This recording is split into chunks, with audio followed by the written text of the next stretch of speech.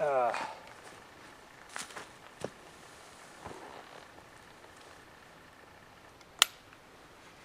Hello and welcome to Guns and Gear. Well, I gotta tell you, this is my favorite time of year. I'm up in the mountains, spending some time with my best friend, and we're doing a little hunting, a little camping. And I look forward to this every year because for me, this is like a chance to recharge my batteries, you know? Get to just kind of unplug from the internet, from phones, from your daily life, and just enjoy the outdoors. And I tell you what, my whole life I've loved the outdoors. I've been very fortunate that I have had the opportunity to spend a lot of time in the outdoors. And that's what really kind of comes up to this video. When I developed my channel, it was basically I wanted to talk about guns and knives and camping gear and stuff of that nature, and share some of the stuff that I have with like-minded folks, right? But this video is going to be maybe a little bit of a departure from that, because I'm going to talk about survival, all right? And I'm going to talk about survival in the essence of the mindset, because I think that's important. Gear is always going to aid you in survival, and I'm gonna make some videos of some of my camping gear, survival gear. I got my bug out bag type thing, and go over some stuff of that nature, and all that's good. But sometimes I think we, and I'm saying we, can get caught up in the gear and forget a little bit about the mindset. Because you see, when you put together a survival kit that you can keep with you, take with you in the case of an emergency, whatever type of emergency that may be, you may always think, well, I got to get this, I got to get that, I got to get this. And gear, whereas it can help you, shouldn't be your first priority. Your first priority should be mindset and attaining knowledge. Okay? Now, I've always considered myself kind of fortunate. I've had a very unique situation in my life when it comes to things of that nature. My father was very much into survival. He thought that every man should have good, solid woodsmanship skills, and that is important. That is very important, and he taught and instilled that in me. But when I look at my family and I look at my situation when I was growing up,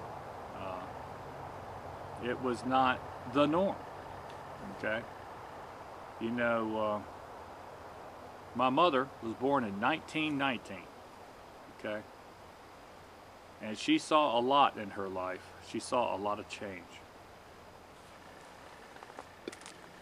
Now, my mom was a town girl, okay? I can't say city because we really didn't live in a big city or anything, but she was a town girl. And my father was the exact opposite. He was a farm boy on a farm that was just off and away from everywhere, that didn't have city water or plumbing or electricity and things of that nature. They were just poor dirt farmers.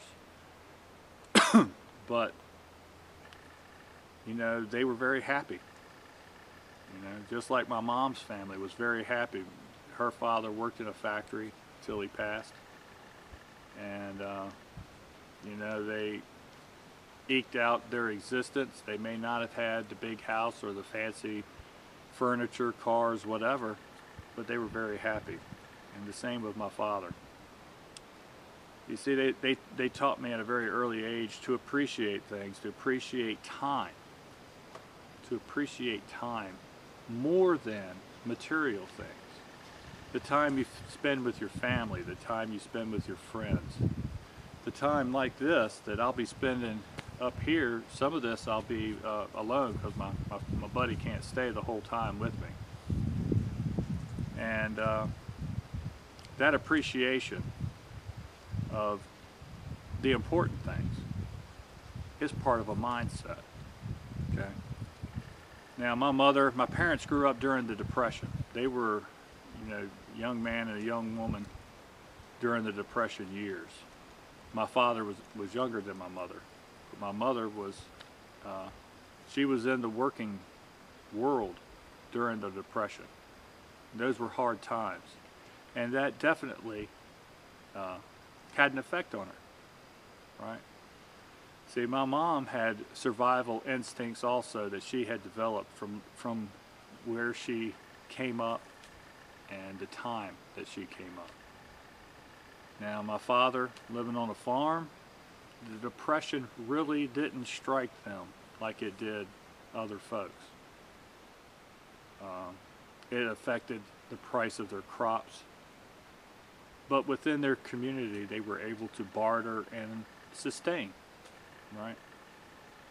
And he developed a mindset from growing up in that era, and they kind of together taught me a lot of what I think are very good principles to live by, and that is the mindset of survival.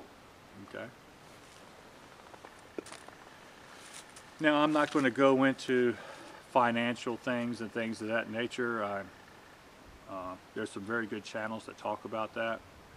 I'm not going to go into that. Most of the things about mindset and survival and self-reliance, I'm going to share with y'all from what I've learned from my parents, from what I've learned from my uncles, what I've learned myself in the woods. And that is that you never give up. Okay, that's the secret. That's the secret. If you're trying to make a fire and it's raining and you can't get a fire started, you just don't quit. You move to something else. Okay, if you build a shelter and the shelter leaks, you fortify that shelter, or you build a different kind of shelter, or you do something different. But you never just sit there and give up. Because if you sit there and give up, you're going to fail. And if you are in a survival situation, you're going to die, right? So no matter what happens, it's not the end of the world. That just means you had to turn another page and try something different. To me, that's the secret of survival. That's the mindset that you have to instill into yourself. And that mindset carries on to every facet of your life, or at least it does for me. And so when one door closes, I open another door. I don't wait for it to open for me.